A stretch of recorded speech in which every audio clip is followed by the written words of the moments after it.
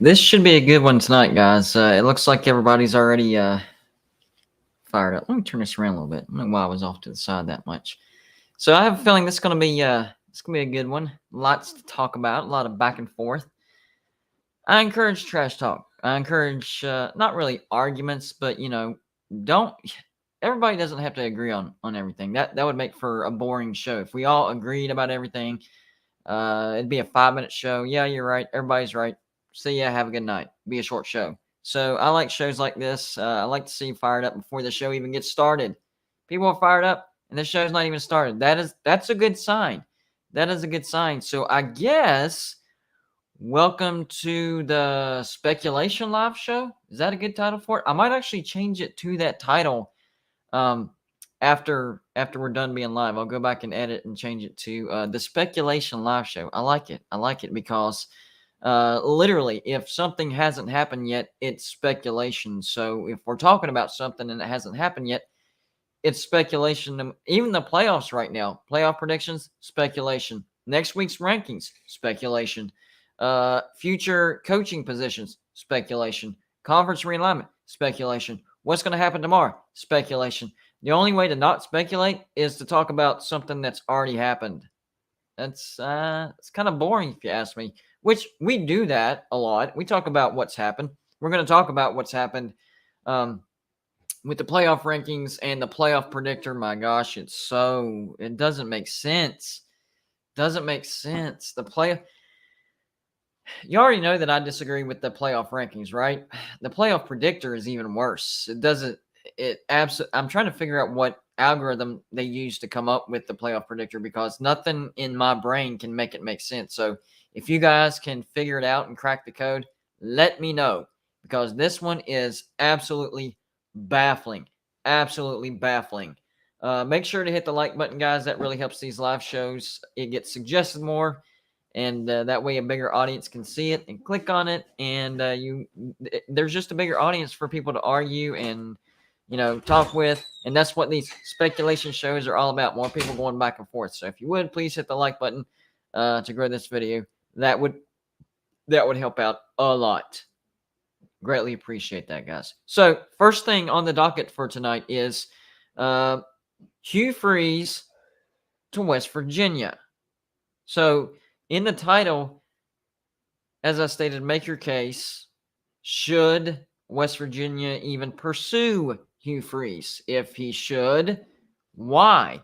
If he shouldn't, why not? And so if you're only allowed to go after coaches that are not coaching currently, what does that list look like? Yikes. Not like that means Jamie Chadwell's off the list, right? He's coaching at Coastal Carolina. Sean Clark, he's off the list. He's coaching at Appalachian State. Lance Leipold, nope. He's coaching at Kansas. Charles Huff, nope. He's coaching at Marshall. So you're not yes, Hugh Freeze is coaching at Liberty. And that's a weak argument. I thought we already talked about that. Anyways, Shane M1980, thank you for the $5 donation. Says trash talk is awesome. Setting bots to spam trash talk is lame. I agree. 100% agree because trash talk is better whenever it's coming from a human being, right? Human being, not a robot. A robot trash talking is just a programmed algorithm. That's not trash talk. That's a program. We still all do it because sometimes the chat does get a little dull. So certain keywords pop up, trash talk and stuff like that. But at the same time, yeah, I do agree that it's better coming from the actual source. But anyways, so Hugh Freeze and Joey, I see you in the chat. Tonight is a Thursday night, so that means people can join the show via StreamYard. The only thing that we ask is whenever you join the StreamYard, just make sure that you show us your face. That way we know you're a normal, human being and not trying to be a weirdo on here because we don't stand for that. YouTube doesn't stand for that. And there are literal people out there that are going around trying to get YouTube channels shut down because they're losers and they have no life and they want attention. Those people are definitely out there. So whenever Joey drops the StreamYard link in there and you click on it, just make sure to show us your face. That way you can show us that you're a normal person. You're not trying anything shady. We don't want that. We don't want that. Anyways, I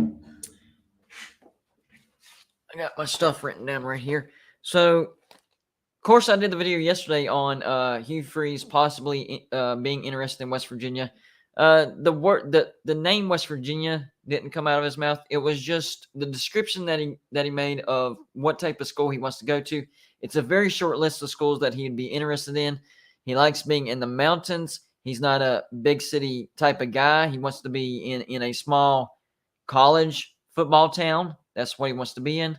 And West Virginia checks all the boxes that he laid out. So that's why I made that video. And I'm suggesting that we should at least pursue him. 100% of the shots that you don't take, you're going to miss. It's better to try and miss than to never try at all. What now?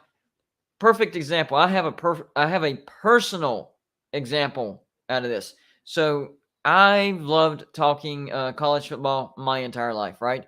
And then YouTube comes out in the early 2000s. I could have started a YouTube channel years before I did. Years.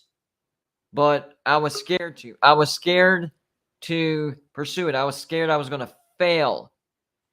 And if I hadn't done that, if I had stuck with that, there would be no golden blue dude. So, it come to me.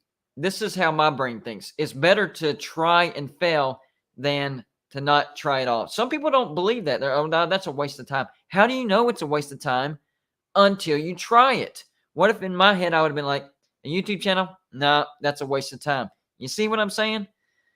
I'll let Chase come back to the camera. I know Chase wants to. I don't think Chase has joined yet. So looks like he's a West Virginia fan. That's a good sign right off the bat. What's going on, man? What's up, dude? Not much. What county do you hail from? Boone County. Boone County. Yeah. Do you know Jeffrey Petrie? Jeff Petrie. Yeah. Now, I don't know if I've heard that name or not. Well, Jeffrey is my cousin, and he actually ran for county commissioner or something like that and won this past year. Oh, that's awesome. I'm in Charlotte, actually. I've been down here for 2 years. So. Oh, okay. I got you. Yeah. So I have family in Boone County, in Kanawha County, in Putnam County. Awesome. All over the place, man. So what's your thoughts on Hugh Freeze? I'm not asking whether you think we land him or he comes to West Virginia. My question is, do you think we should at least try to pursue Hugh Freeze? Oh, man, 100%. He's got a great record. You know me, track record. I think that I think it'd be a great move for West Virginia. And I think you're the Brown a bit more money to get Hugh Freeze.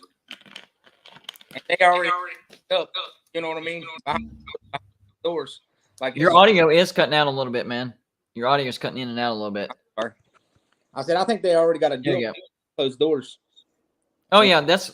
I think there's. I don't know if it's Hugh Freeze or who exactly it is, but the conversation that I'm hearing is that some of these decisions are basically already done, and they're just waiting for a certain time frame and to make an announcement. It's the same deal with the Shane Lyons thing. What I'm hearing is they knew that was going to happen. That they, Shane Lyons. They're wording it a firing. I'm hearing other people say, he was offered this position, but this position instead of the athletic director and resigned from that. Point is, they knew that was going to happen weeks ago, and I think we could be in the same territory whenever it comes to the new head coach of West Virginia. Yeah, we got good buddy Jeff Grimm. What's going on, man? Long time no come on. Hey, I just wanted to tell you, Hugh Freeze. If you guys hire Hugh Freeze, I hope you guys have millions and millions of dollars. Why is that? Well, besides his paycheck, Well, why no, is that? no. Just last year, he DM'd and harassed a sexual assault victim at Liberty while he was at Ole Miss. He was sued. He got kicked out of Ole Miss because of DMing and sexual misconduct. Is that the kind of person you really want at West Virginia? No, I don't want some type of sexual deviant for sure. I would have to look into like the case of that, and the one that you said a year ago. I wasn't even aware of that. Has like charges been brought up? Like what's the case in that situation? I just read it. In fact, I'll when I'm done here, I'll send you the link. Yeah. Liberty was sued within the last year by 20 plaintiffs sued Liberty for sexual And harassment, and what was the outcome of that? they settled out of court. So They settled out of unfortunately, court. yeah. So unfortunately, there's Well, no. so here's the thing that you got to be careful about that stuff. All right, I'm not saying that it's true or not true. Okay, I don't know. I'll have to look into it. But we're in a place in history where certain people see an opportunity for monetary gain out of people that are starting to make a lot of money, and they'll start making these accusations and pressure for a settlement out of court. That's why whenever, not just Hugh Freeze, don't get me wrong, this is not just a Hugh Freeze thing. That's whenever any of these cases pop up where he was accused of doing this, that's why I'm like, all right, he was accused of it. What happened? What came out of it? What was the evidence? Because I'm not going to go on hearsay. Hearsay is not evidence. That's a slippery road. So if what you're saying it's true, then okay, no, Well, I don't want and him over here. in this case, I don't think the sexual harassment was against him with the 20 cases. What is against him is the harassing of the victim. He harassed a couple of victims, sent them DMs, and was sending them DMs at like 12:30, 1:30 in the morning. Okay. Yeah, Well, thank you for bringing that to my attention because number one, I wasn't aware of that, and number two, if you whenever we're done here, if you would, if you have any links, if you don't, that's fine. But if you have any links to that, send them to me. That way, I can look into that because I want to be clear. I don't want to promote somebody or say, hey, we should go after this guy if he's some type of idiot perv. We don't want that at West Virginia. No. Well, and not my at thing all. is, everybody deserves a second chance. I mean, Bobby Petrino, Right. we all know what happened to him. Brian Harsin, they drug him through. One of the reasons why Auburn was so mad at Brian Harsin was he brought his girlfriend to Auburn and hired her. That's what a lot of the problem with the boosters was. They were literally looking for ways to fire him in the off season. This was coming. Everybody knew it was coming. I think if he would have gone, I think the limit was if we go 8-4 or less, that's probable cause he's gone. Right. And so like I'm saying, if I was West Virginia, and Hugh Freeze is a hell of a coach. I mean, he is a great coach, but my question is, he got out of Mississippi because of, problems. And now if there's problems literally at Liberty, I think you guys would be better off moving on to a different coach than him. Right. So hold on. Before you get out of here, here's how I approach Hugh Freeze, right? So what he did at Liberty at the time, number one, 80% of it is now covered by NIL. However, that 20% is, the call girls, stuff like that. That's still a no-no, right? Right. Like that type of morale is not good at all. My question is, because I don't know the answer. Seriously, the reason I'm asking this question is I don't know the answer. Was he charged with anything? Did he break the law in any way? As far as I know, from what I've heard was there was no charges filed. Okay. Now that don't necessarily mean that laws wasn't broken. Maybe they didn't have enough evidence. But at the same time, you have to go by public record. Right. Yeah.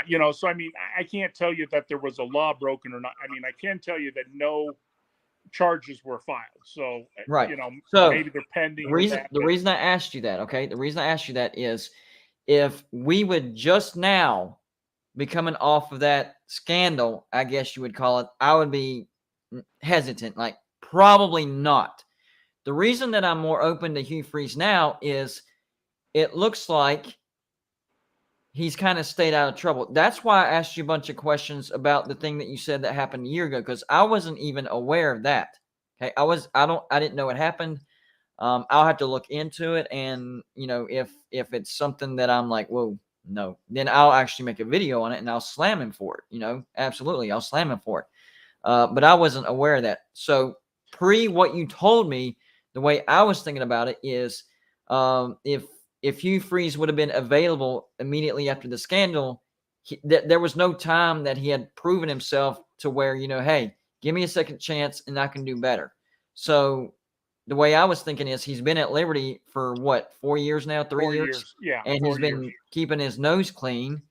I'll look into what you said. And that's why I was willing to give him another opportunity. And that's why I asked you earlier about, was there any charges filed? Did he break the law? Anything like that? Because you don't want somebody with a criminal record, on your coaching staff. That's a big no-no. So Right. to And me, from it the was way more I'm like reading people make still mistakes. Give them a second chance. If it was right off the bat, then absolutely not. But it looked like he was keeping his nose clean for 3+ years. I'll have to go back and double check what you told me this evening. That could actually create a whole new video, and that could be a slamming video. Now, can I ask you one other question before I head out of here? Yeah. The problem I think that West Virginia has, and I could be wrong, I mean, I'm an outsider looking in, I'm a Bama fan. So, but I was talking with Joey. West Virginia, they have all their assistants combined, including the coordinators, only make $3.85 million. That's not a lot of money for. I knew it was under 4 million. I knew it was under 4 million. Listen, that's one of the reasons why Shane Lyons was fired. Dude, I'm hearing a lot of things. A lot of things are coming out now that Shane Lyons is gone. I thought, and most people thought, that he was fired and let go because he absolutely was not getting rid of Neil Brown, and everybody wants Neil Brown. So the only way to get rid of Neil Brown was to get rid of Shane Lyons. That is not why he was fired. The reason why he's fired is related to what you just said. He was penny pinching because he's in real good with the NCAA, and Gordon Gee felt like he was not taking advantage of the boosters that when I say taking advantage, I don't mean in a bad way. I mean helping West Virginia, the boosters, the donors, all these fundraisings. Something's not right. Why we're only paying our coaches this much? That was a big reason why he was fired. And so I think a lot of that's going to get figured out. And that's why I suggested that I think that West Virginia could afford, whether it's Hugh Freeze or somebody else, I do think West Virginia could afford paying a head coach $7 to $8 million a year. And I got slammed for it. What are you talking about? We just play right now. We pay Neil Brown under $5 million. I understand that, but there's a reason for that. It's not because West Virginia can't afford it. It was because Shane Lyons, something wasn't right. He wasn't taking advantage of what we could spend, and it was going elsewhere. Where else it was going, I don't know. That's what we're going to find out in the coming weeks. Right. And a lot of people don't understand this, but, like Alabama, our university, our football revenue don't pay most of Nick Saban's salary. That's right. Boosters. Right. You know what I mean? 100%. Texas A&M, that's boosters paying Jimbo Fish. And that's why those big boosters have a lot of say in some decisions. I mean, they don't have ultimate say most of the time, except if you're in Texas, but they do have a lot of pull because they basically pay the salaries of the coaches. That's 100% correct. Right. And I want to investigate this week because, I just talked to Joey last week and I've been really busy moving in that, but I want to see what does Alabama, what does the top 25 universities, what are their assistants paid? What right. for the group of what, because to me, $3.85 million for all of your assistants. Alabama's offensive and defensive coordinators make that much. Right. Combined. You know what I'm saying? And I'm not trying to compare you guys with just Alabama or that, but you look at Ohio State, Georgia Tech, these schools are all paying. And, you guys are a great school, but could Neil Brown have done better if they give him an extra, $1 million, $2 million to hire better assistants to help him? That's a good argument right there, because that's what I was thinking whenever I started hearing about, what Shane Lyons was not spending, what was available, and he wasn't spending it on coaches. Where's it going, number one?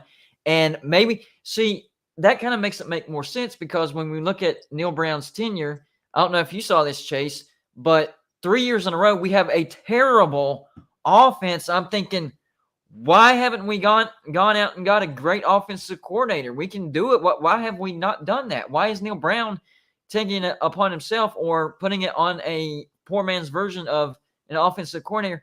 And now the defense has been broken for 2 years in a row. Why aren't we replacing him? You might have just answered the question. Right. And, a lot of people, they put a lot of emphasis on offensive coordinators and defensive, but you need a good quarterback coach. You need a good, line coach. The problem is you need all these coaches, and you got to put money into all them coaches in order to be, good. Because even if you're a good offensive coordinator, if you don't have the line coach to build that line, or a quarterback coach to develop your all the coaches are important to some degree, Hey, Chase, let me ask you this. Why did Rich Rod leave West Virginia? Do you know the reason? No, not 100%. The reason was he asked for a raise for his assistants, and they denied it. So this is the issue that we're seeing at West Virginia, and it's dating all the way back to the Rich Rod era. Is they are not willing to pay up. And I don't know about you, but I don't think Rich Rod would have asked for that. And some of that, yes, did go to him. It's a split salary between himself and his assistants. But I don't think Rich Rod would have asked that if he didn't think West Virginia had it. So something's not right as far as why are our salaries for our coaches like low-level Power 5, upper-level Group of 5? Doesn't Hugh Freeze make more than Neil Brown? Yeah. I think that's correct. He makes How is the head coach of Liberty making more than the head coach of West Virginia after he got a raise? This is after Neil Brown got a raise. Whether you agree with that raise or not, that's not the question here. The thing is, he got the raise. Hugh Freeze is still making more money than Neil Brown. Liberty's making more money than West Virginia as an independent university? No. Liberty has bigger, richer donors, boosters? No. West Virginia has alumni and former football players that are shoveling millions, like your Pat Whites, your Pat McAfee's. They're shoveling millions.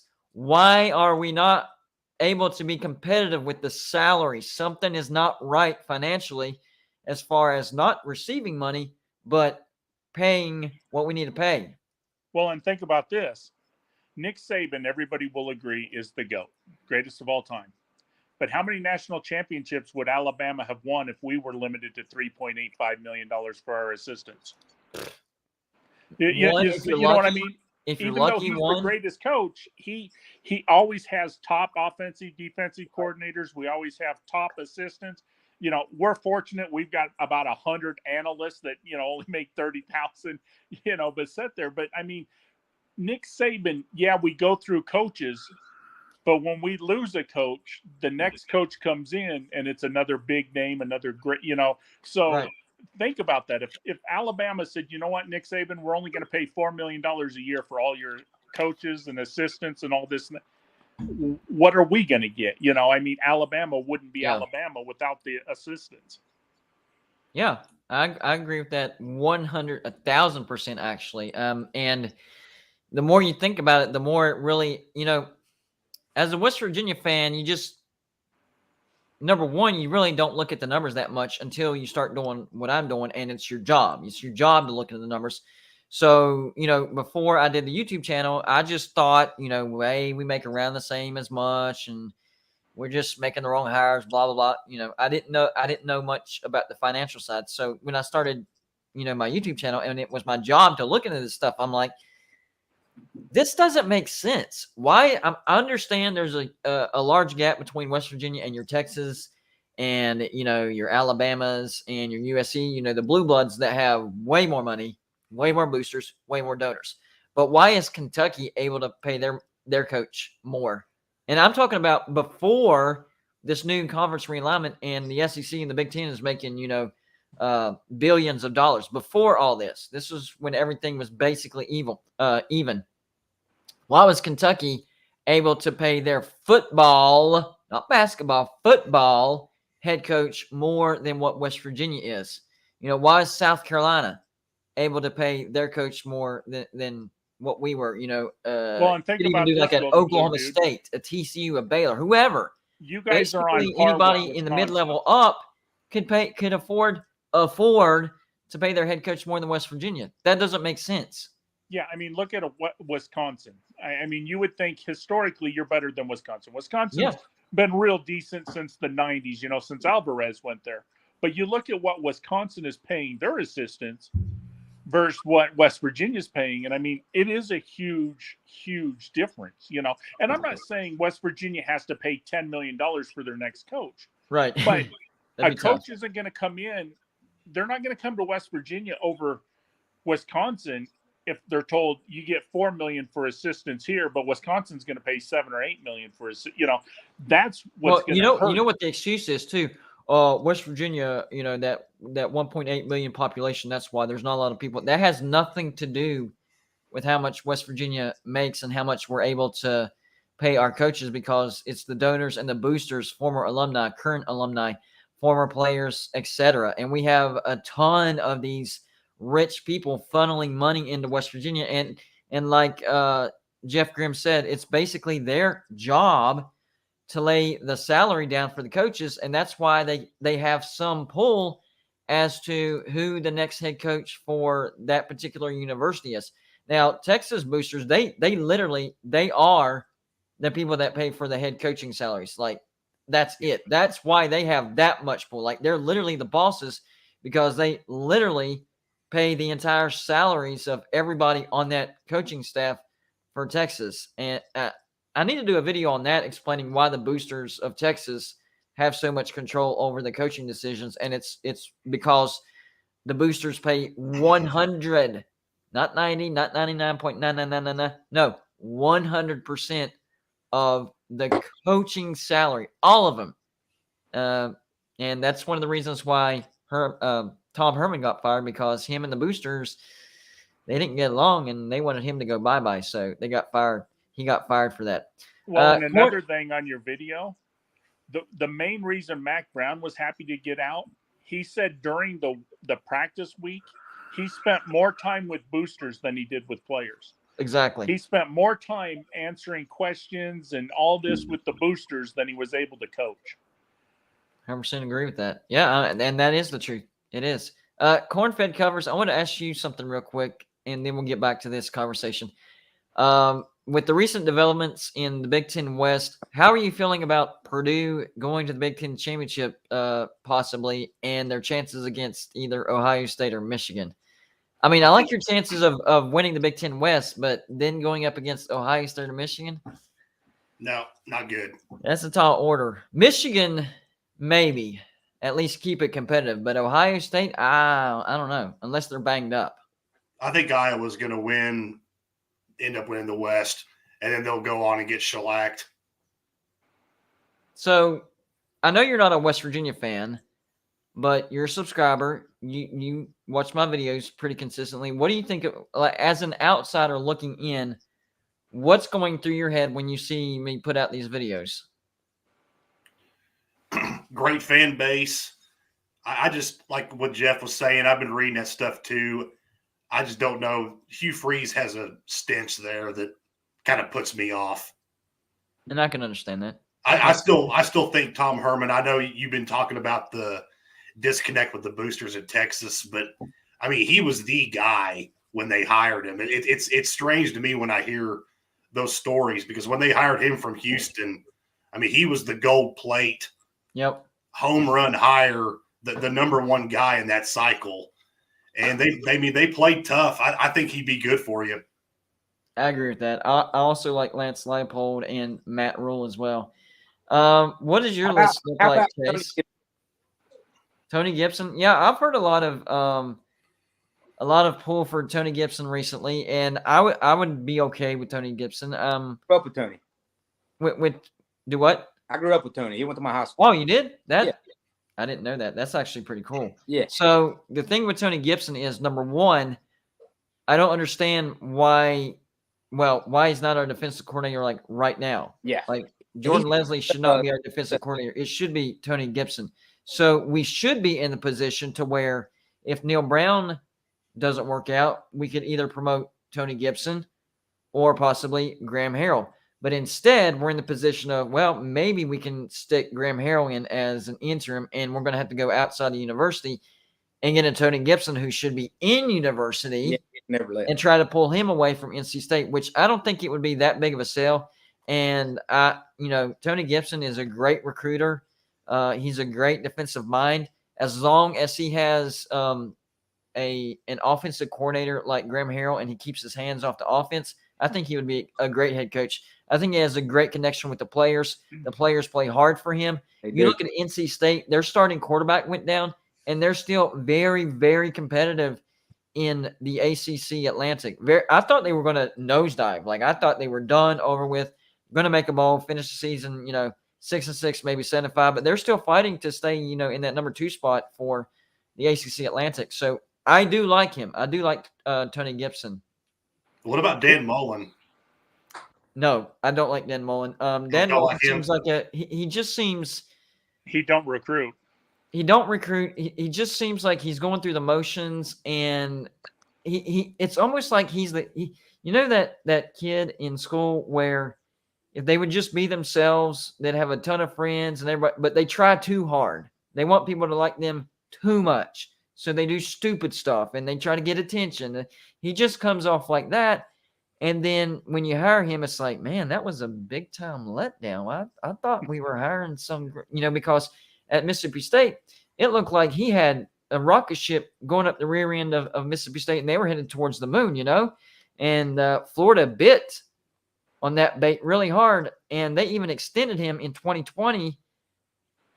Why? I don't know, because their defense was horrific. They had a great offense, don't get me wrong, but they had a weak schedule. And then we saw in the bowl game where they got absolutely blown away. I think it was by Oklahoma, and they extended him. And I made a video on this. I said, Florida fans, you're going to fire him within the next year. What are you talking about? You see our offense? I'm like, did you not watch the ball game? Oh, no, that's not going to be our offense. No, that was just, players getting used to the system. Just give us an offseason, we'll be fine. What happened? He got fired within a year after his extension. So Dan Mullen, I've heard Will Muschamp. That's laughable. He shouldn't even be on the list. That would be terrible. I would probably cry if he was ever announced as the head coach of West Virginia. I would cry and throw a tantrum like a little 3-year-old. I promise you, I would. Florida has a good track record, though. I don't know. Florida has a track record of being terrible in ball games that aren't, super high level. Yeah. It's kind of like their culture. I don't know. I think he got a little bit of that Florida man in him and just got a little wacky there. I think Dan Mullen could be a good defensive coordinator. I just don't want him as a head coach. I think he'd be an excellent defensive coordinator, actually. Now, I got a question. I got a question on Tom Herman. Yeah. Is there something wrong with Tom Herman? Because he is a great coach, but you never hear his name brought up with big jobs. Except whenever I make videos, and that's a great question. I'm actually going to start going around and trying to figure out what is going on with him, because everything that I've heard as far, he got in fights with players. He didn't get along with this. Every time I've looked into it, I'm like, that didn't happen. Well, lack of success. Okay, look at his record. Okay, 10-win season. They did have a slight step back at 8-5, and then 7-3 in COVID, one game away from getting back to the Big 12 championship. That can't be the reason either. You dig a little deeper, and it was because he was butting heads with his bosses, the boosters. He didn't want to answer to the boosters. So, yeah, but you can't blame him for that. I mean, Texas boosters have caused more headaches. No. I am not throwing shade on him at all. I'm saying, here's what I'm saying, and it's not all Texas fans, but for whatever reason, and I don't know why, but a lot of Texas fans are still defending that fire and making up stories. I'm like, guys, I've looked into that. That's incorrect. Like I said, it's not all I'm not trying to lump everybody into this, but some Texas fans that I've talked to, it's like they defend that firing and they liked it so much that they'll make up stuff just to fit their story. But nothing that they've said that I've checked into checks out. But I mean, he took them to 4 bowls, won 4 bowl games. I mean, he might not have been a Nick Saban or, a Kirby Smart or Ron, but I mean, he was winning. He was going to, decent bowls or good bowls, I mean, and you fired him. And I like Sark because, I mean, he was an awesome offensive coordinator for us. But look at Sark's first year at Texas. That was a disaster. Herman never did that bad. And this year, I know everybody says, well, yours is hurt. Yours is, but I mean, Texas this year isn't as great as you think. I mean, Herman was doing better than what Sark is doing, but everybody that was a lateral move at best. I personally think it was a backwards move, but at best, it was a lateral move. Yeah, so I mean that's my question. Does anybody know something on Herman that I don't? Because to me, I thought his name should be brought up for like Wisconsin. There's been many jobs coming, even Arizona State, places like this. Yeah. Why isn't he getting a chance? There's one thing that pops in my head, and I don't know the numbers. I'm going to have to look it up. Remember, there was a buyout for him whenever they fired him. So I need to look into and see if there's any of that buyout remaining. Because remember, if there's a buyout still hanging over his head, whoever hires him is going to have to pay up on that buyout. That's the only thing that I can think of that would make any type of sense.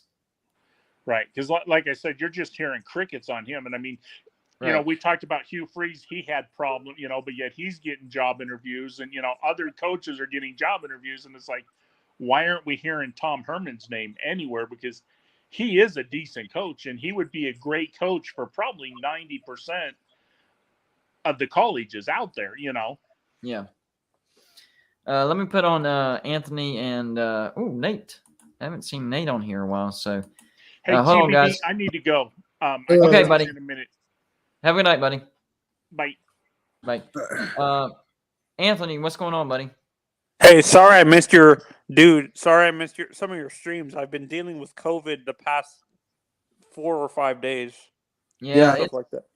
COVID and the flu are. I mean, I think it's just a part of life now. I think it's going to be back every fall through spring. It's just going to be a part of life. So, no, I haven't. This is a thing I was thinking with the Big 12 specifically. The reason why I honestly think the Big 12 doesn't really get taken seriously for playoff voting specifically, even though TCU's in the top 4 right now, is because they're so lackadaisical in their defense. They need to change that philosophy in the way they're coaching. They should start hiring more defensive-minded coaches and stuff like that in that league as head coaches and stuff like that. Yeah, and well, the biggest issue with that is we saw whenever Oklahoma State finally did have a good defensive coordinator, Ohio State came in and swooped them out. So, it's one thing to get them in, but how long can you keep them like that? How do you, Chase, as a West Virginia fan, what does that make you think whenever you hear people say, the reason why the Big 12 doesn't get taken seriously is because there's no defenses in the Big 12. Do you agree with that, or do you have a defense for that? How do you feel about that? It has been known as an offense, type of league, but there has been a few examples of some really good defense. Yes, but in general, even West Virginia in 2020 had an elite defense. Yeah. I know we were 6-4, but but when you look at the history of the teams who've made it to the playoff, is mainly offensive. The history of the teams that made the playoff in the Big 12 are Oklahoma. Yeah. That's what I'm saying, and they've gotten blown out because they couldn't stop anybody. They couldn't stop anybody in the playoff. And so you can narrow it down to that. Oklahoma has given the Big 12 a bad name and has kind of put a black mark on us, and we have to go undefeated as a conference. One team has to go undefeated and win the Big 12, and it's Oklahoma's fault. No offense to any of my Oklahoma subscribers. I'm not throwing shade on you, but facts are facts. Every time Oklahoma got into the playoffs, they didn't advance past the first round because they couldn't have a good defense. They had a great offense and had a great game against Georgia. Maybe should have won that game, but they lost because their defense couldn't stop Georgia. I I have an idea for your new head coach. How about Cale Gundy? Cale Gundy. You know, I've been hearing that a lot because, and also Riley's, is it brother? Thinking Riley's brother. I know who you're talking about. Mike Riley. Yeah, Mike Riley. I've been hearing about him a lot as well. So I might do like a secondary video on all these lesser names, but could be good hires at West Virginia. Or Matt Rule from the Panthers. Matt Rule. I've actually talked about him. I think he'd be now. The only risk with him is West Virginia could be a potential stepping stone for him, but I don't care if he can get us out of the ditch and up to 10 wins and get us stable. Fine. Use this as a stepping stone. Move on to your Michigans, Ohio States, USC's, whatever. Keep us stable, and then we'll bring in a long-term guy to keep us there. Is there anybody in the Kirk Ferentz? Hold on, Anthony, hold on. So we do have a Michigan fan in the chat, and this is Nate the Great. So I wanted to get him. I want to get his opinion on something real quick. So yeah. I looked at the playoff predictor today, and it kind of shocked me because it had Michigan at number 3. And the reason it shocked me and kind of confused me is they have Ohio State at number 2 at 89% and Michigan at 3% with 65%. So are they predicting there not to be a loser between Ohio State and Michigan? So they both have really good chances of making the playoffs. I'm kind of confused there because, in my opinion, I don't think the loser makes the playoffs. I don't. I want to disagree with you too. One has to lose, and the other has to win to go Big Ten championship. But I'm hopefully my Wolverines can win. But I have a feeling that Ohio State could beat the Wolverines. But I think you have a better feeling about it if it was in the Big House, wouldn't you? Yeah. Well. Not that. Yes. But would I like them Michigan win? Yes, of course. But the reason I would call in because Bama's non-conference schedule in past years compared to Michigan's if they can't go to the playoffs. I'm just trying to compare Alabama. I know Bama's the high quality football program right now. I think this year was an anomaly as far as their out of conference because before this year, Michigan's out of conference has always been much better. Well, basically all the SEC except for whenever they do those neutral site games, and I hate those games. Yeah. But this year it was actually kind of the opposite because Alabama actually scheduled pretty strong out of conference, especially with that road trip to Texas. So this year it flipped. Michigan had a super soft schedule. Let's be honest, they had a super soft schedule this year. But in a normal year, Michigan does have the much tougher out of conference. It's just this year was completely flipped. Yeah, and plus, it's not because of this year. So I'm looking at if Alabama's record, or not record, but non-conference ones in 2018, 2017, 2016. I've talked about that before, right? Yeah. And I'm not throwing shade on the SEC, by the way. This is not me trash talking the SEC. In fact, this is me saying it's pretty smart. Here's what the SEC does, right? 4 in-conference road games, 4 in-conference home games. 9 times out of 10, unless their name is Vanderbilt, they don't schedule any road out-of-conference games. What that does is it protects your teams, or at least limits those teams from any chances of any upsets. You look at West Virginia, right? We have 6 road games this year, and we have 6 road games next year. I'm not blaming our road slate as far as why we suck. We suck because we suck. Okay, we're bad. Yeah. But with the SEC, it's actually pretty smart when you think about it because if you limit your road games, I know they have those neutral games, but that's not a true road game. It's 50 split. Most of the time, it's actually in favor of the SEC team. Yeah. And even the Florida Georgia game every year. One year it counts as a home game for Georgia. One, and it goes back and forth. But really, that's a neutral site game. Yeah. When you think about it, That's really, really smart because they're protecting the brands within the SEC so that there's less chances for them to get upset on the way to a good bowl bid, on their way to the playoffs, the national championship, stuff like that. I think other conferences need to pay attention to the way the SEC schedules. So you're saying that's the reason why that Bama usually goes to playoffs if they have like a bad. No, not Alabama. I'm saying that's the reason why the Oh. SEC is consistently having 3 to 4. Well, not the reason, but one of the reasons why they consistently have 3-4 teams up in the top 10. Now, I'm not saying those teams are not good, okay? But does Alabama deserve to be in the top 10 right now? No. LSU, yes, but barely. They shouldn't be at number 6. Yeah. Tennessee, I'm okay with them at being number 5, but there's a reason why they have LSU and Alabama ranked as high as they do.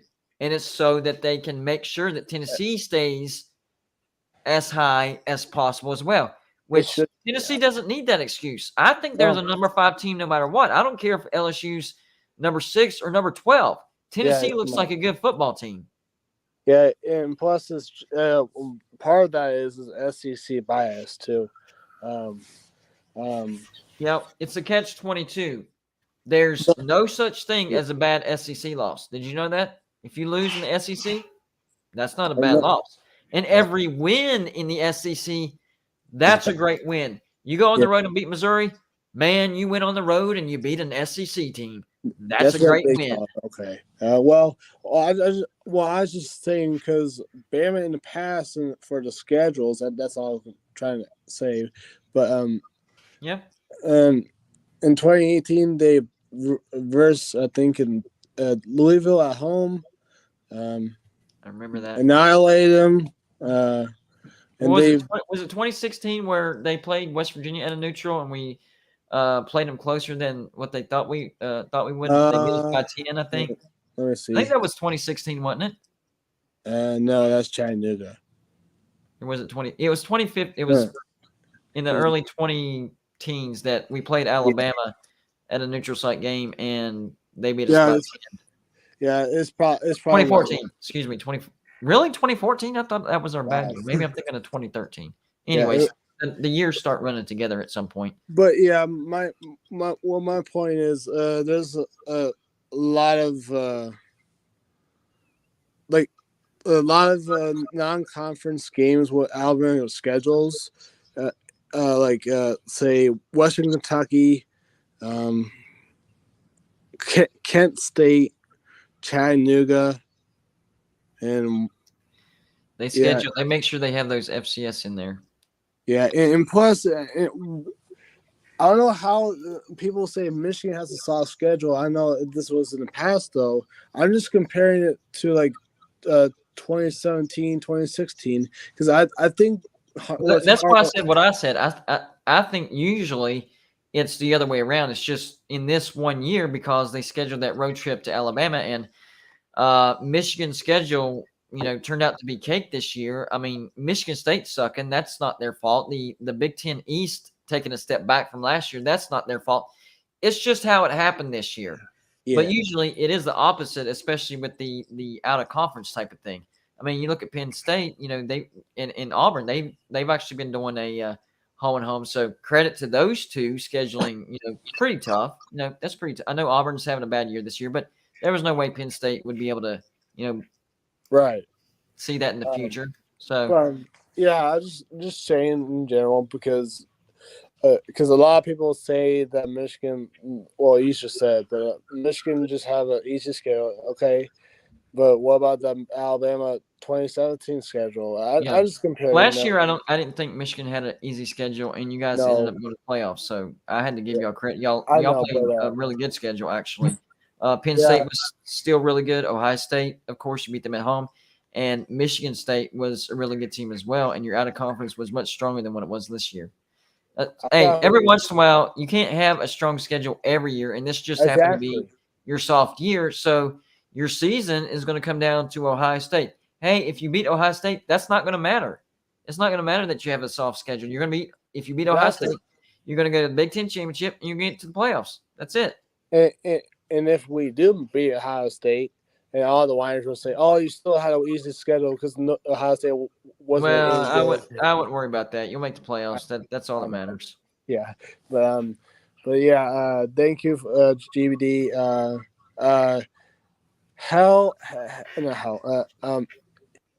Raise that most slob trophy, whatever it is. Hold on.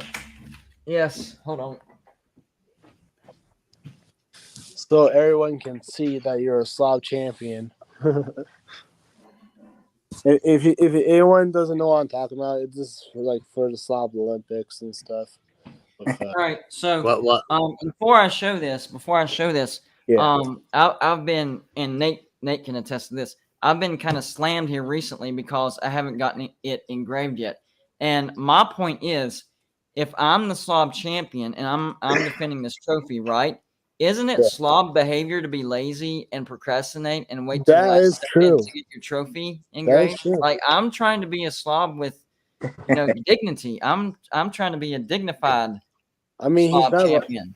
I See, mean, he's and not wrong. it's still not engraved. See, No. I'm still a slob. It's not engraved.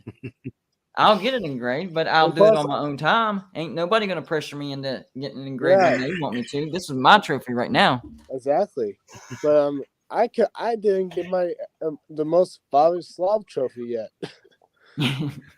But anyway, see you in Charleston. I'll be there. I'll be there. With but the trophy. It'll be Go engraved. Blue and Sucknut.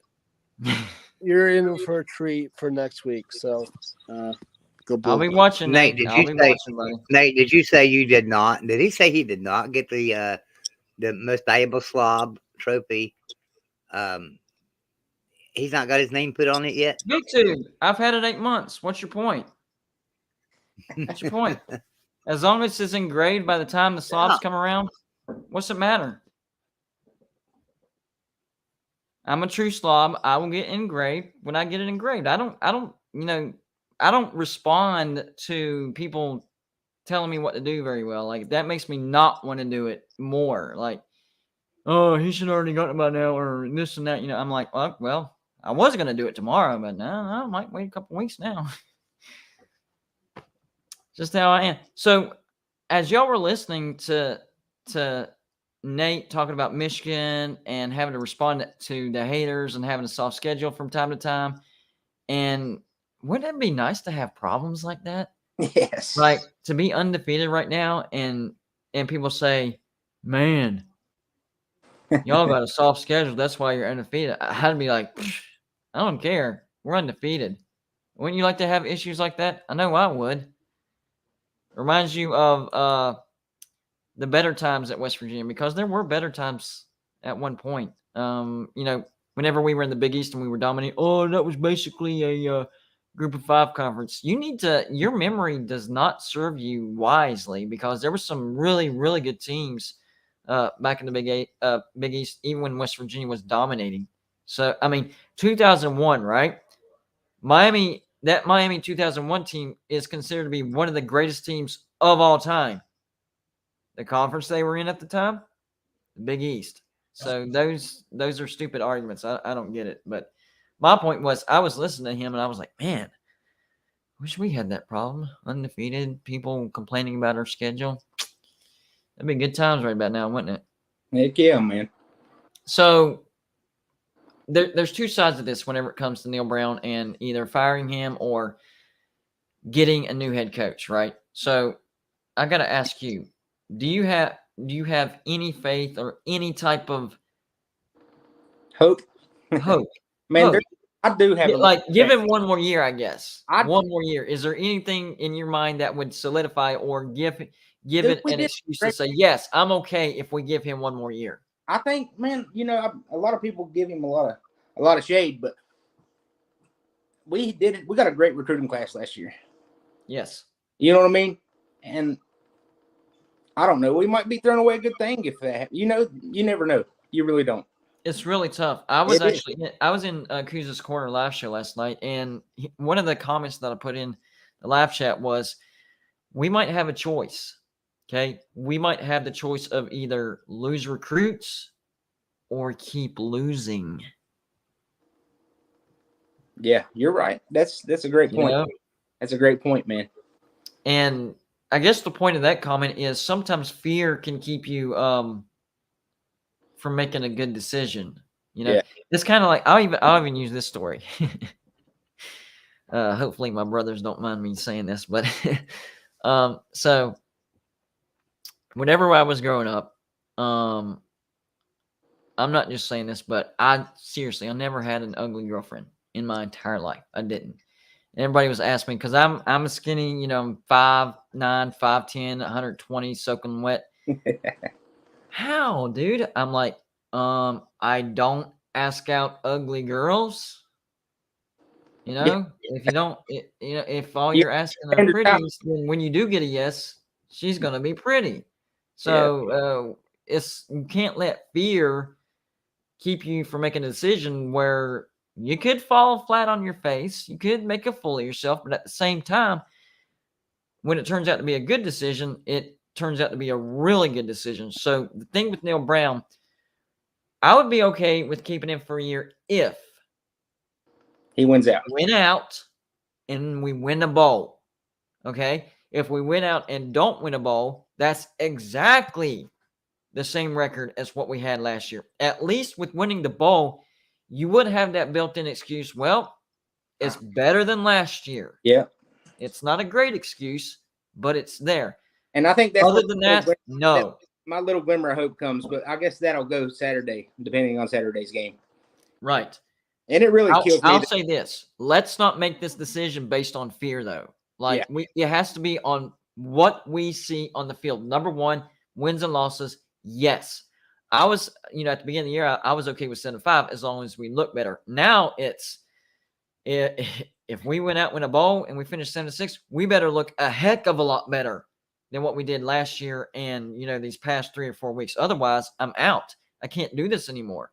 So I don't want to keep Neil Brown based on the fact that I'm scared that we're going to lose recruits. And I always do that. Beginning of the season when I'm thinking about this, and some of the most stupid calls that he made. You know what I mean? Just delay of games on final drives. You know what I mean? Like everything. You know what the biggest issues on a lot of that stuff is? A lot of people, some people know this, but some people don't.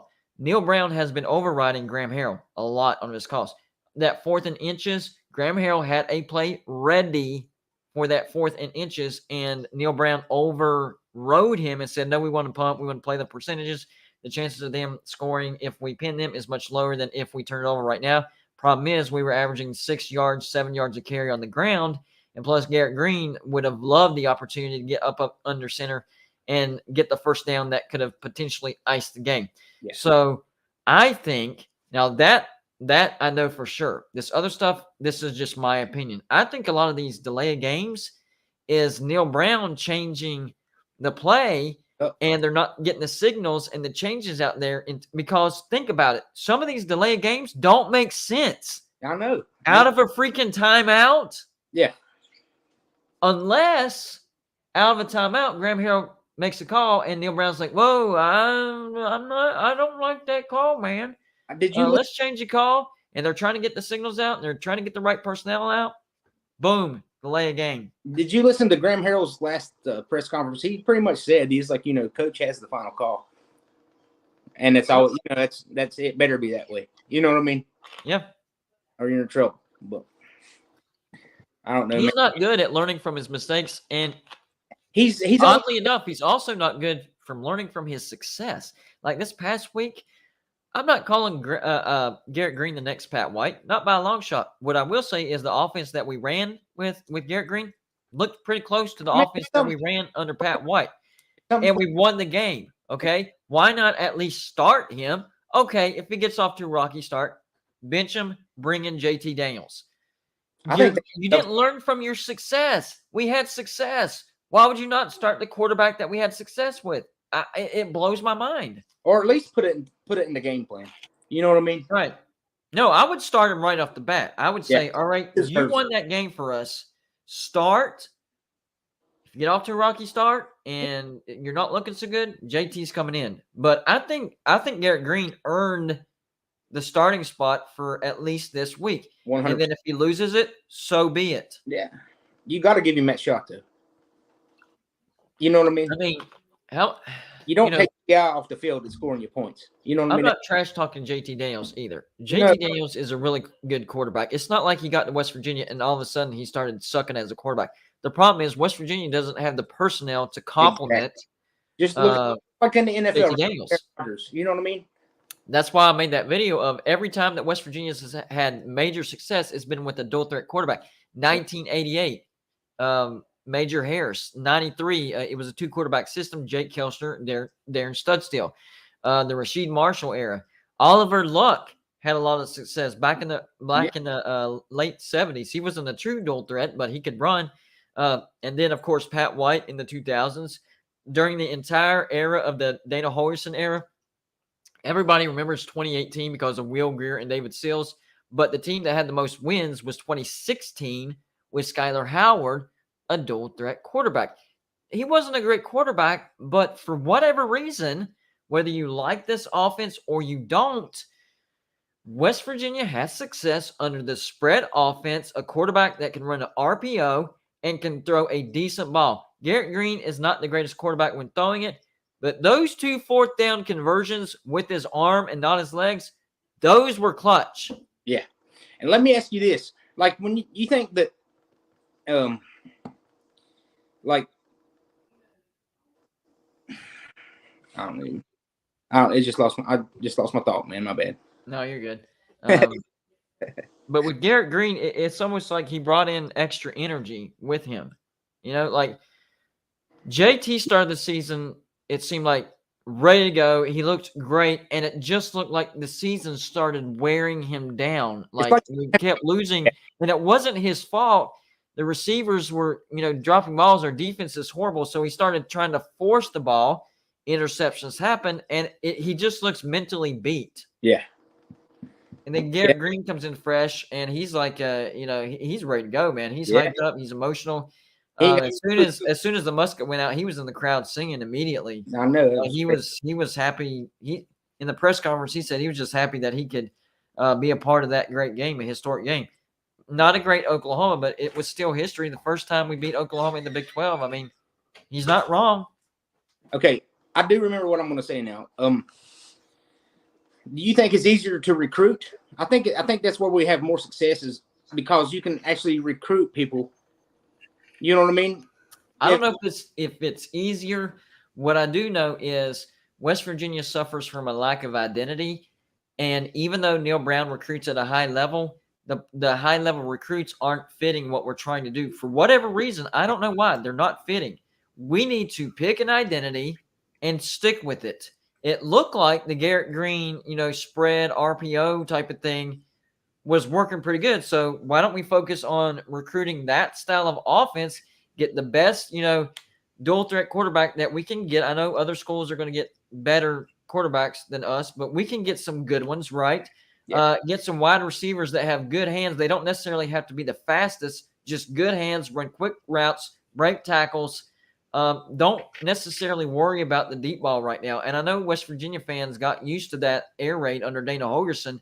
But if you look at the entire era of Dana Holgorsen, how much success did we really have? Yeah. Not that much, really. So the identity of West Virginia is that spread offense, RPO. Yeah. Let's focus on that. Let's recruit that strength. If Neil Brown is as good of a recruiter as we think he is, he can make it work. He can recruit to that strength and recruit players that fit that offense. Yeah, for sure. I just hope the best for everything. It's hard to be a Mountaineer fan nowadays. I'm glad basketball season started up. Well, it's not just tough being a West Virginia fan because we're not having success. It's tougher being a West Virginia fan now because now people are coming at us with those outdated jokes and West Virginia's been mediocre. What do you expect? You're West Virginia, man. You don't. Yes, West Virginia has been mediocre for the past decade, but it was because of one bad hire and it's led to another bad hire. So they I don't worry about this seriously stuff. I don't think. realize I what don't they're think talking Neil about when Brown. they say stuff like that. So I don't. But what can you say I right don't. now? I really Not don't. very good. I don't worry about this stuff. I really don't think Neil Brown was that bad of a hire. I think he's been strapped as far as like cash, like y'all were talking about, like you and Ty were talking about a while ago, of hiring coaches. I mean, a lot of people say, well, how come he didn't hire Jamil Dye? Well, maybe he couldn't afford Jamil Dye. I remember Jamil Dye was getting a job at Georgia, I probably think it's making the as much opposite. as I our don't think defensive it's we coordinator. can't. I don't think it's the argument that we can't afford him. I think it's the argument we are, for whatever reason, we're shrinking our budget.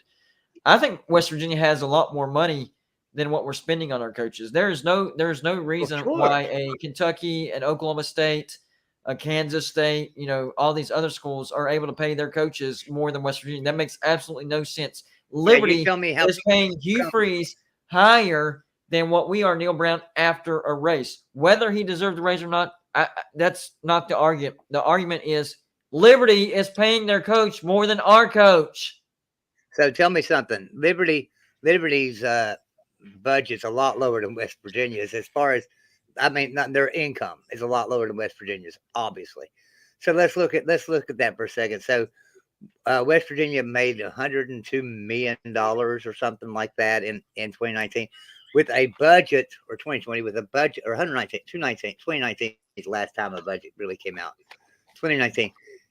And that was with a coaching salary of less than $7 million a year, total coaches, and we still broke even. $102 million we took in and broke even in our athletic department.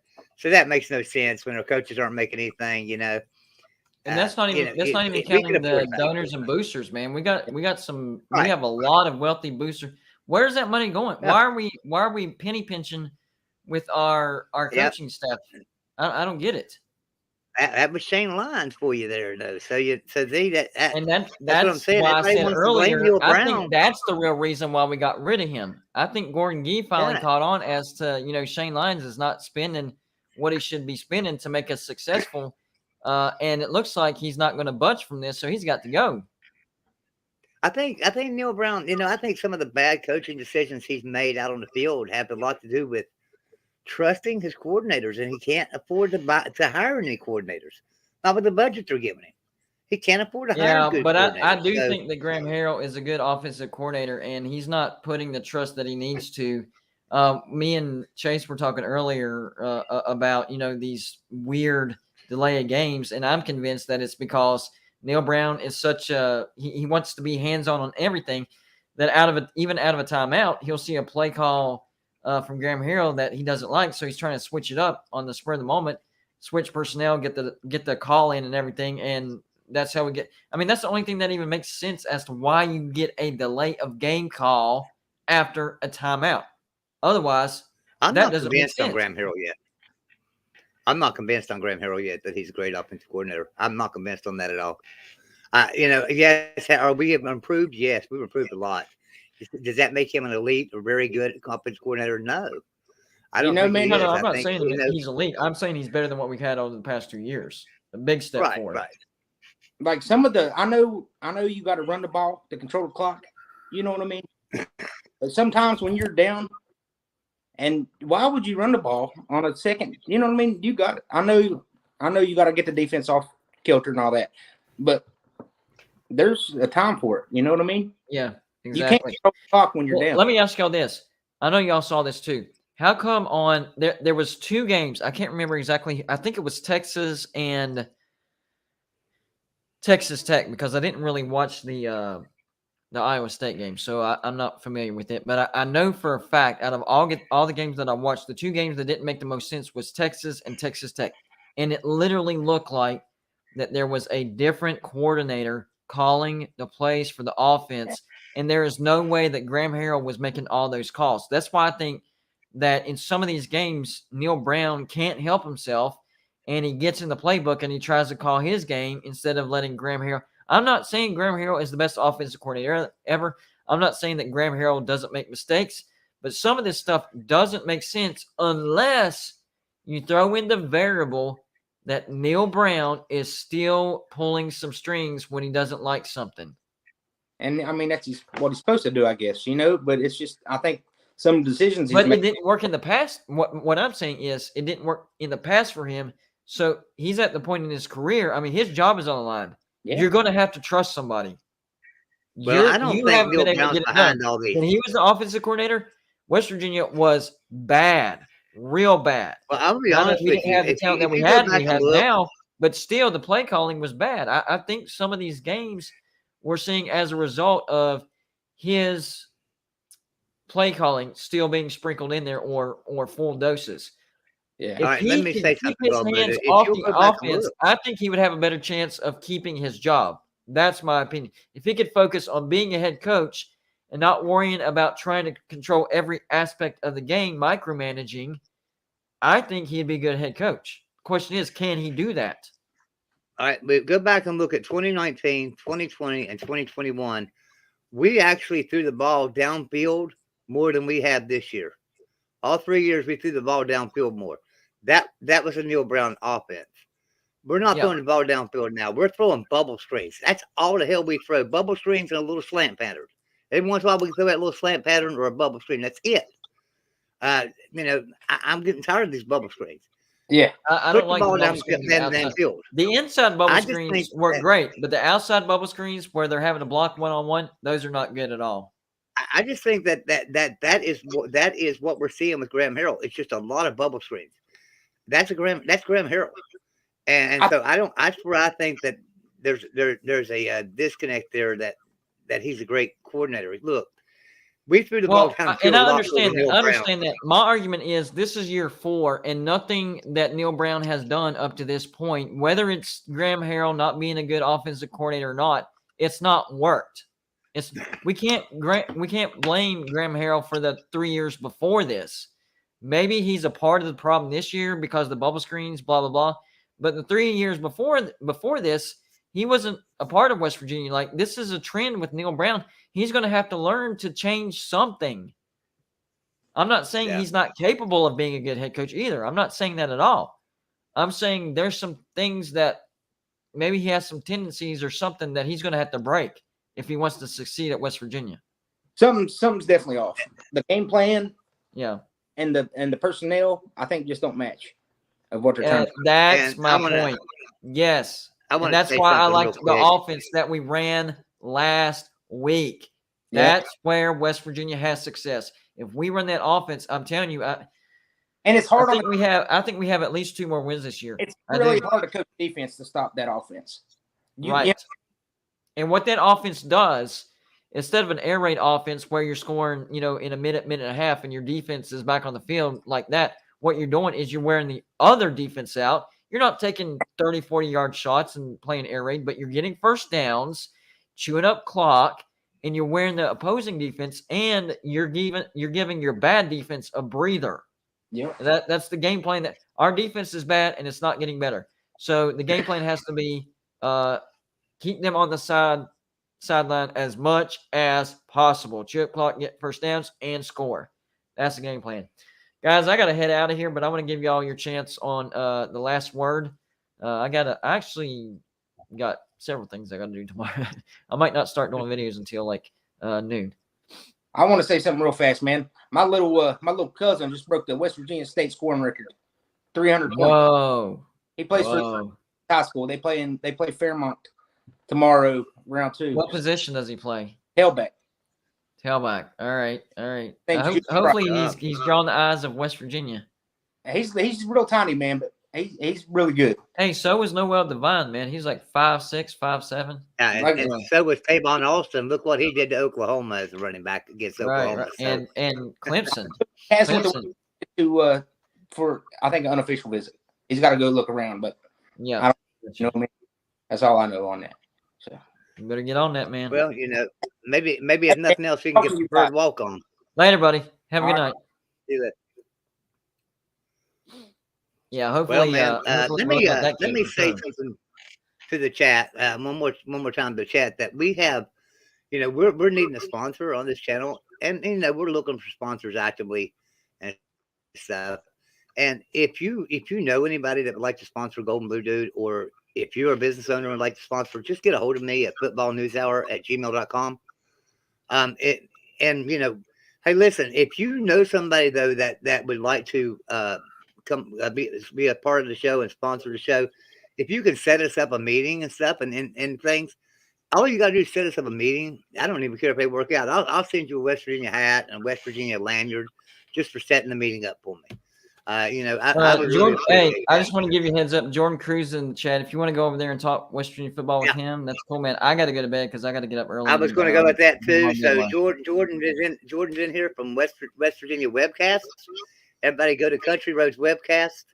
Country Roads Webcast. I'm gonna go over there right now. He sent me a link. I'm gonna go in with him for a little while and talk some college football. So, all right, man. I'm sorry I lost buddy. you, man. My computer updated and decided it was going to restart, and it just shut everything down on me when I left a while ago. So.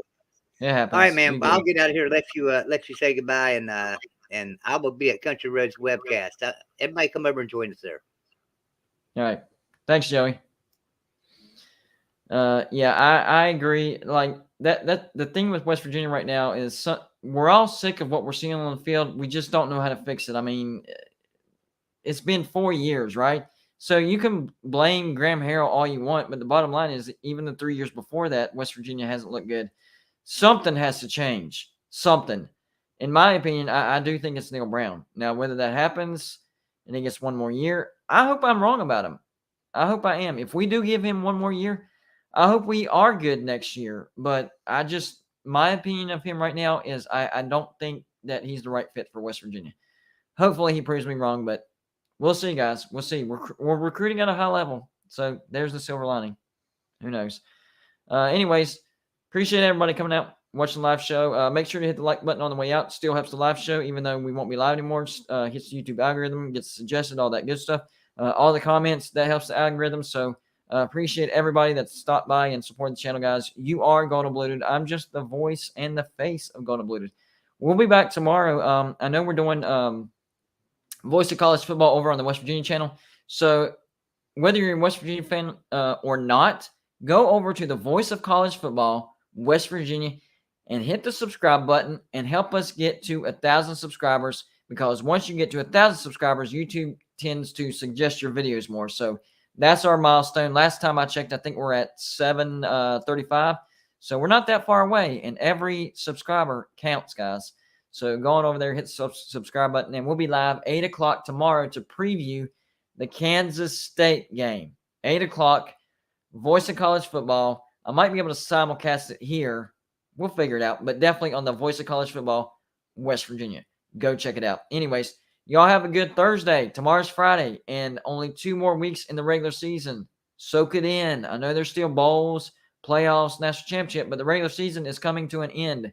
Soak it all in. It always flies by, guys. It always flies by. All right. Y'all have a good night. We'll see you tomorrow. Come over to Voice of College Football, West Virginia channel. We'll see you at 8 o'clock tomorrow.